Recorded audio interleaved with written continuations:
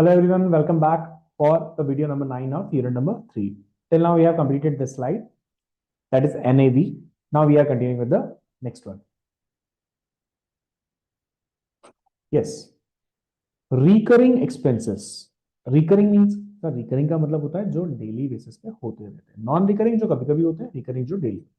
These expenses are incurred regularly. These include fees paid to trustees, custodians, auditor, registrar, transfer agent. ये क्या बोलना चाहता है? Mutual fund जो संभाल रहा है उसके लिए खर्चे क्या है, उसके खर्चे कौन से होंगे?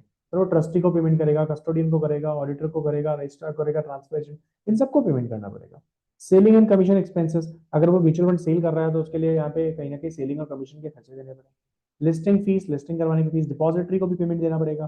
ठीक है. Expenses related to investors communication, investor की कम्युनिकेशन, क्योंकि आपको इन्वेस्टर से बात करनी है, उसको प्रॉब्लम, उसकी प्रॉब्लम को सॉल्व करना है, उसके लिए भी पैसा लगता है.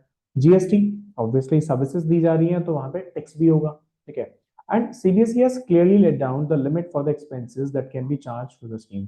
सर सेबी ने लिमिट क्यों डाली? लिमिट इसलिए डाली क्योंकि एट द एंड ये सारे खर्चे चार्ज किससे किए जाएंगे? सर इसको चार्ज तो इन्वेस्टर से किया जाएगा, जो पैसा इन्वेस्ट कर रहा है उसी से चार्ज किया जाएगा. तो इसीलिए इसके ऊपर एक कहीं ना कहीं लिमिटेशन होनी जरूरी है. तो अब लिमिटेशन की बात करते हैं.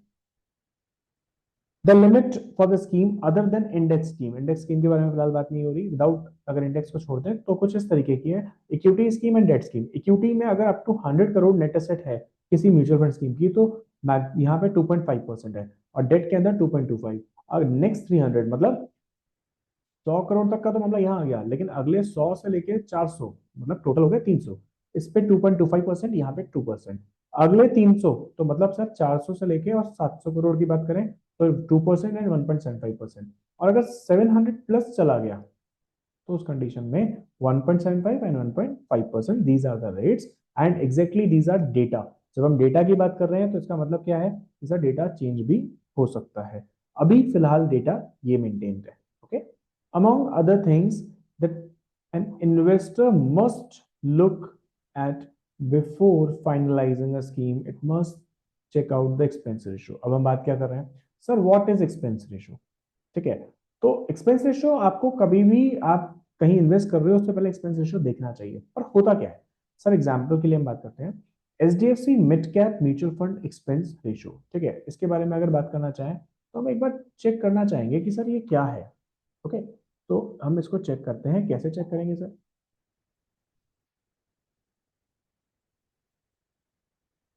सही. HDFC mid cap opportunity direct growth plan, अगर हम इसके एक्सपेंस रेशियो की तरफ देखना चाहें तो क्या कहना चाहता है? सही. ये आपको बता रहा है कि देखो हमारा एक्सपेंस रेशियो इतना है, एग्जिट लोड इतना है ना. ये सब चीजें अपने को डिटेल्स में जाके चेक करनी है. अपने को exit load 1% if redeem with in 1 year, ये एग्जिट लोड की बात करें. हमें यहाँ फिलहाल एग्जिट लोड नहीं, हमें सिर्फ एक्सपेंस रेशियो से मतलब है. एक्सपेंस रेशियो कितना है इसका?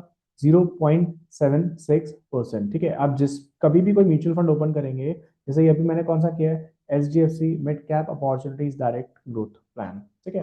तो ऐसे ही जब भी किसी पर्टिकुलर म्यूचुअल फंड को आप देखेंगे तो आप देखेंगे कि वहाँ एक्सपेंस रेशियो जो है अलग अलग है. ठीक है. सबके एक्सपेंस रेशियो अलग अलग होते हैं. किसी भी म्यूचुअल फंड के अंदर हम जाके देखना चाहेंगे तो म्यूचुअल फंड के अंदर हमें देखने को मिलेगा कि अलग अलग है. जैसे फॉर एग्जाम्पल चलो मोतीलाल ओसवाल मिड कैप है, इसके अंदर भी चलते हैं अपन. तो मोतीलाल ओसवाल में चलेंगे तो वहां अपने को एक्सपेंस रेशियो अलग मिलेगा. ठीक है. ये कंपैरिजन करके बता रहा है कि क्या क्या चीजें हैं. रेशियोज भी होते हैं यहाँ पे, हमें आगे जाके रेशियोज भी पढ़ने रहेंगे. ठीक है. तो ये बहुत सारी चीजें. एक्सपेंस रेशियो देखो कि H D F C mid cap opportunity fund के अंदर 0.76% है, जबकि यही Motilal Oswal mid cap fund के अंदर 0.54, मतलब कम है. मतलब मोतीलाल वाले में अपन इन्वेस्ट कर सकते हैं, ज्यादा बेनिफिशियल रहेगा अपने लिए. ठीक है. तो इस तरीके से आप कंपेयर करके आइडिया लग जाएगा आपको कि कहाँ मुझे इन्वेस्ट करना चाहिए. Okay. Yes. So we are reading about expense ratio. ठीक है. तो एक्सपेंस रेशियो वो एक्सपेंस रेशियो है जो चार्ज किया जाता है किससे? एक इन्वेस्टर से, कि सर आपको इतना एक्सपेंस रेशियो बेयर करना पड़ेगा अगर आप इन्वेस्ट करना चाहते हैं हमारे स्कीम के अंदर.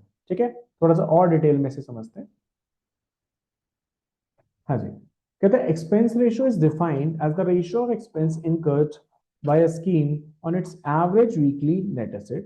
It means how much investors' money is going for the expense and how much is getting invested. This ratio should be as low as possible. जितना कम होगा उतना हमारा फायदा है.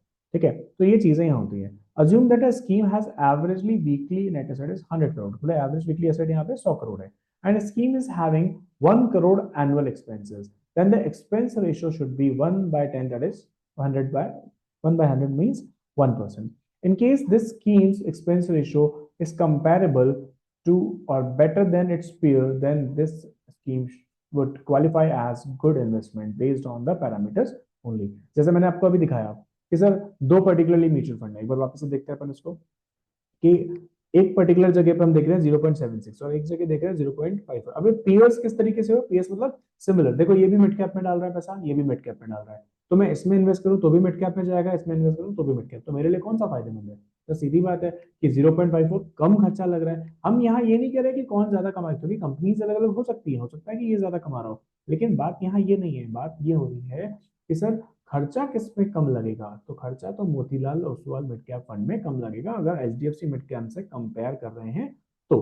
ठीक है, आप अपने इसके और भी जो पीयर्स होंगे उनके साथ भी कंपेयर कर सकते हैं और चेक कर सकते हैं कि कहाँ अपने को बेनिफिट ज्यादा है। ओके, तो एक्सपेंस रेशियो पर्टिकुलरली यहाँ पे ये हो गया। और नॉर्मली आप जब भी इन्वेस्ट करोगे, जो भी रिटर्न कमाई जा रही है उस रिटर्न में से ये एक्सपेंस रेशियो काटने के बाद में ही इन्वेस्टर को पैसा मिलता है। ठीक है, उसके बाद ही, क्योंकि ऑब्वियसली ये जो हम एक्सपेंसेस देख के आए पीछे, रिकरिंग एक्सपेंसेस भी देखे अपन ने यहाँ पे, ये एक्सपेंसेस भी तो आखिर इन्वेस्टर्स को ही बियर करना है, तो इन्वेस्टर को बियर करना है तो ऑब्वियसली वो कहीं ना कहीं एक्सपेंस रेशियो के थ्रू यहाँ पे चीजें आ सकती है। और उसकी जो लिमिटेशन अपन ने देख ली वो लिमिट ये है, लेकिन इतना चार्ज हो नहीं रहा, हमने देखा कि 1% से भी कम चार्ज हो रहा है।